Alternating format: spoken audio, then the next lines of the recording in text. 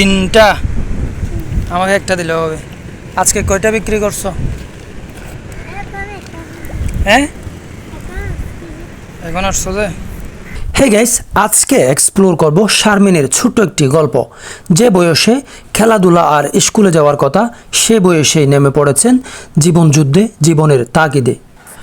কয়দিন আগে ভারী বৃষ্টিতে কক্সবাজারে এই সুন্দর খালটির সৃষ্টি হয়েছে।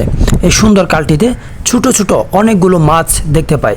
সেই মাছগুলো দেখতে দেখতে একটু পর লক্ষ্য করলাম দুটি ছেলে সেই মাছগুলোকে ধরতেছে।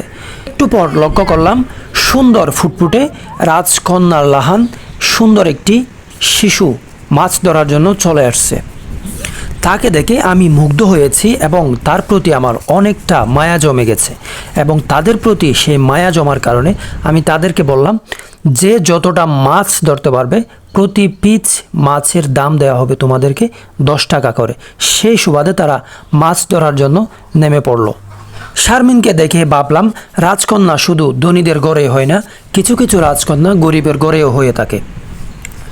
এখনও সে টাকার হিসেবটাই ভালো করে বুঝে না, অথচ তাকে ধরিয়ে দেওয়া হয়েছে এই জীবনযুদ্ধে জীবিকার তাগিদে পানি বিক্রির কাজ, এবং যখন যেটা পায় সেটাই সে বিক্রি করে।